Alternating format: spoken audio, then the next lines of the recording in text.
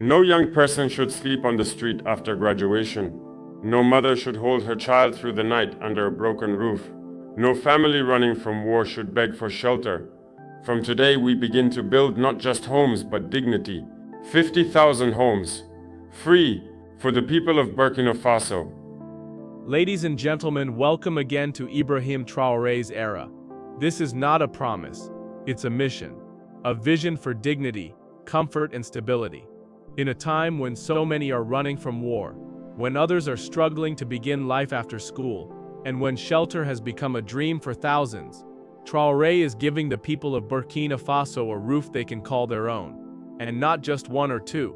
50,000 free homes. Yes, you heard that right. 50,000. Built with local hands, for local families, across every region, for the displaced, the struggling and the next generation. Let's walk through how this idea started, what it means, and why it might just change the future of the whole country. For years, Burkina Faso has faced many struggles, war, hunger, and fear. But one quiet crisis has affected almost every corner of the country: homelessness. Young people finish school but have nowhere to go.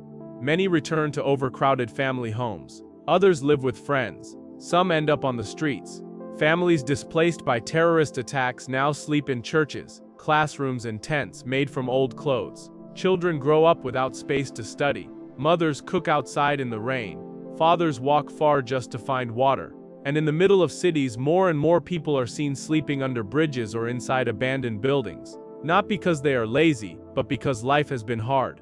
Traoré saw this, and he said, "Enough is enough."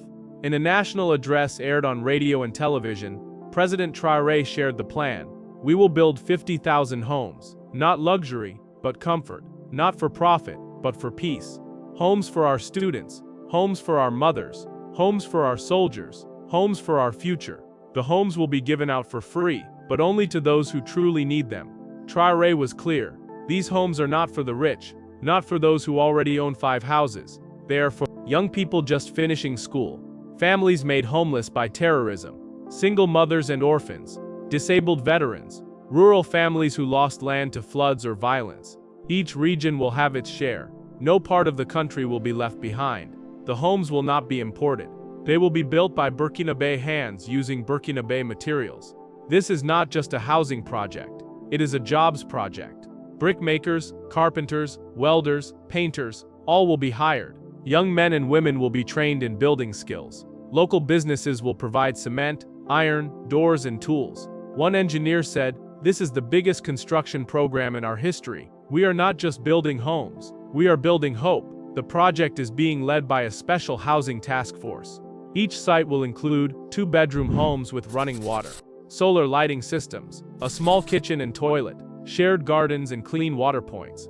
Each housing unit will also be close to a school, clinic, and market. Traoré said, "A house without a school nearby is not a future. A house without a clinic is not safety." This is about full communities, not just buildings. Let me tell you about Aisha. She's 19, finished school last year, lives in a single room with 5 siblings. Her dream? To become a nurse. But how can she study in a house with no light, no table, and too much noise?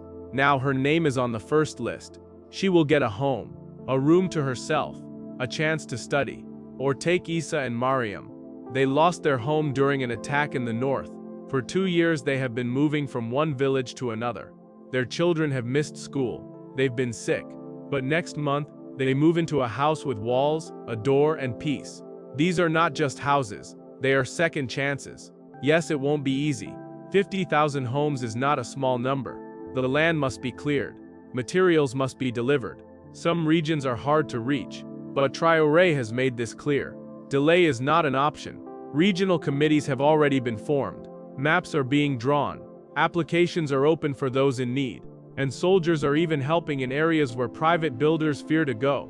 The president has warned against corruption. If anyone tries to sell or steal these houses, they will be punished. These homes are for the people. If you take what is not yours, you are taking someone's peace, and we will not allow that. This project is not just about 2024. It's about the future.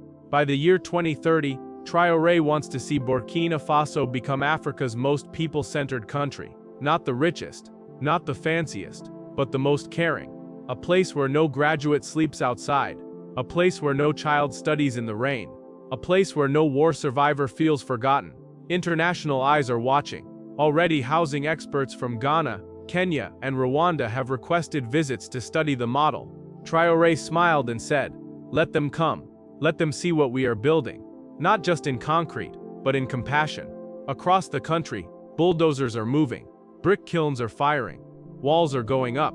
And Burkina Faso citizens are watching their future rise from the ground. Children draw pictures of homes on classroom chalkboards.